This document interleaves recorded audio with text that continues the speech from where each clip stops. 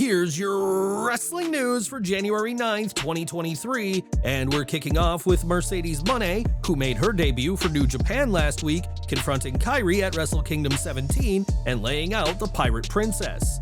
After weeks of fan speculation over her debut, audiences watching at home were surprised to hear the near-silent reaction Moné got, but there's a reason for that. According to the Wrestling Observer newsletter, the subdued reaction is being seen within New Japan as due to multiple reasons, including Japanese fans naturally being more subdued.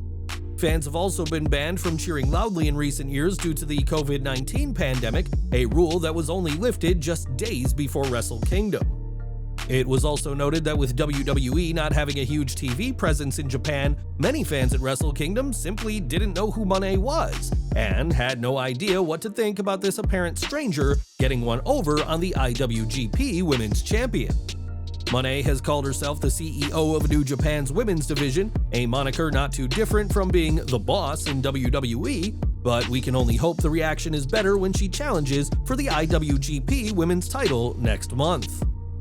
After a lengthy career in WWE, Mercedes Moné is with New Japan, and many believe that won't be the only place she'll wrestle. It has been rumored that Moné will compete for AEW one day, and despite Saraya announcing that Toni Storm will be her tag team partner this week, some fans think this is just a ruse. When TMZ caught up to Paul Wight, they asked about the rumors of Moné joining AEW, and the Giant had nothing but love for the former Sasha Banks. "I think she'd be a tremendous asset to any company. She's a star and has an incredible fan following. Any company would be glad to have her. For a long time, everyone got spoiled because there was one company to work for. Now there are multiple viable companies again to work for. It gives talents an opportunity to express themselves and create the deals they want to make. It gives a chance for someone stagnant in one company to reinvent themselves." Like Wight, Moné became a major star and a multi-time champion in WWE, and many assumed she would simply stick with the company for the rest of her career. Now Moné is in New Japan and could be the next IWGP Women's Champion, but don't count out her being all elite at some point down the line. There was a time when fans naturally assumed that Moné would be coming to AEW, and given their history, it was practically a given that she would be teaming with Saraya on the January 11th Dynamite. From the outside, AEW has said that this isn't happening, but there may be a hidden reason for why she won't be on the show. Mike Johnson of PW Insider has pondered that Tony Khan could be showing respect to New Japan, who has had Moné's upcoming match with Kairi booked for quite some time. With this being Moné's first match outside of WWE in 11 years, the bout at Battle in the Valley next month will be a huge deal, but would be less impressive if it was billed as her second match outside WWE. That's not to say that Moné will never work for AEW, though Dave Meltzer has his doubts, believing that if she did sign with AEW, it would be for a multi-year deal, which would limit her opportunities out of the ring. Some have seen Moné's reluctance to sign a long deal as a sign that she could be planning a WWE return in a year or two, but for now, her focus is on Kairi and becoming the new IWGP Women's Champion on February 18th. Would you like to see Mercedes Moné in AEW, or should she stay clear of Tony Khan? Let us know in the comments. Last week, Vince McMahon shocked the world by returning to WWE less than 6 months after his retirement last July. In a statement, WWE's higher-ups said they are delighted to have the former chairman back, but the superstars aren't so enthusiastic. When Ringside News asked a source close to the roster, that anonymous person said that they don't know of many people in WWE who are seeing this as a positive. McMahon has returned to WWE alongside former co-presidents Michelle Wilson and George Barrios, as the company's board of directors is filling up with people indebted to the former CEO. These are still early days into McMahon's return, and he wasn't backstage at last week's SmackDown, but time will tell whether the concerns the roster have about his return turn out to be valid.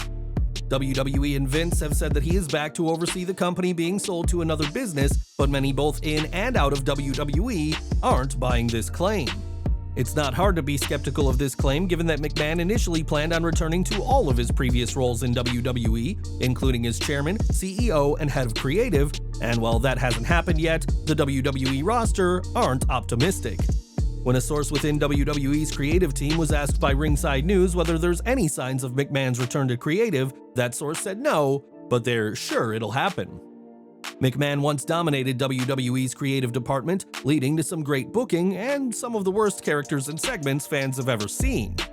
In more recent years, there were plenty of times where McMahon would rip up the script of a show, forcing the dejected team to start again, or in some rare cases, would write the whole thing himself.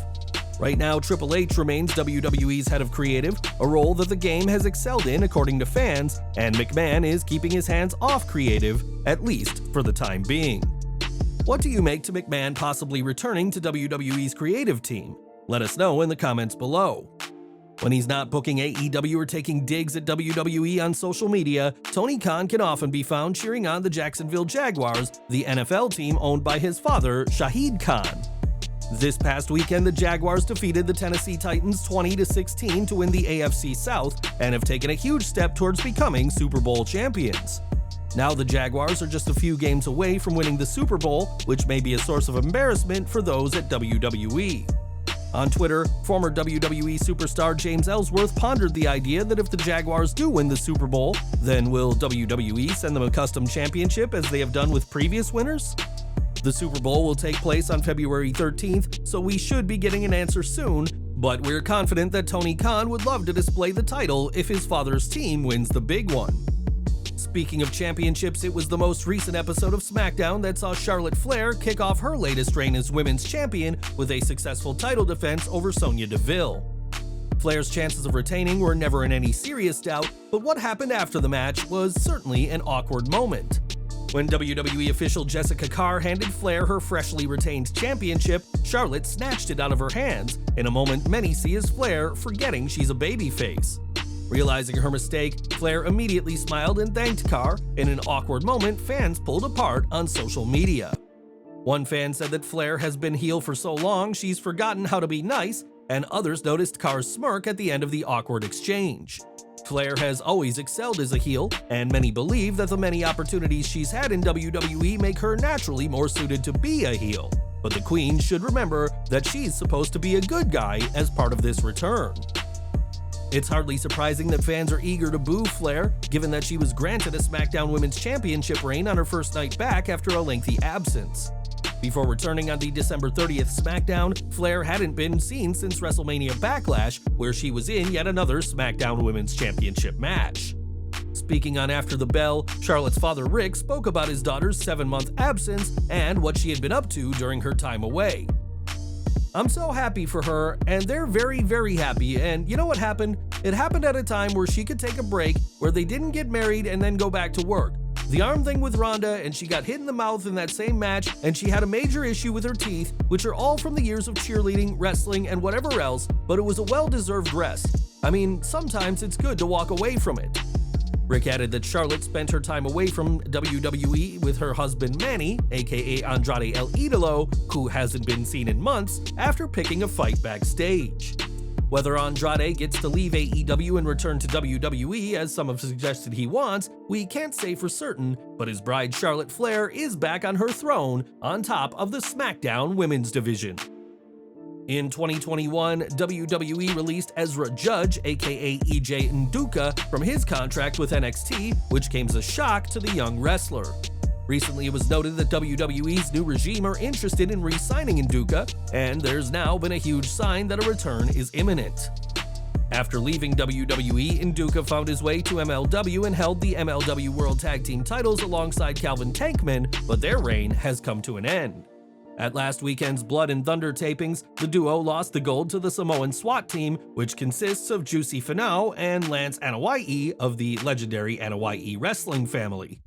As if that weren't enough, Fightful Select reports that Nduka's contract with MLW has finished, and whether he made the decision or MLW did, a new contract has not been signed. Now Nduka is a free agent, one that WWE reportedly hopes to hire, and things certainly seem to be lining up for a return. And we're ending today with Becky Lynch and Charlotte Flair, who were once closer than sisters, but that was a long time ago. There was a time when the two were inseparable and even nearly lost their lives together in a very scary moment on the road. Appearing on the That's What She Said podcast, Lynch recalled traveling on the road with Flair and was alarmed when two cars raced past them while they were in Detroit. Before Lynch could finish her sentence, another car struck them, and they were rammed into the wall and skidded on the road for quite some distance. Looking over at Flair, Lynch saw her then bestie covered in red, but she was relieved to learn that it was just a meal from the back of the car had been thrown around in the collision. Lynch and Flair were lucky to escape with their lives, and with WWE superstars having to do so much travel, it shows that what they do in the ring often isn't the most dangerous part of the job.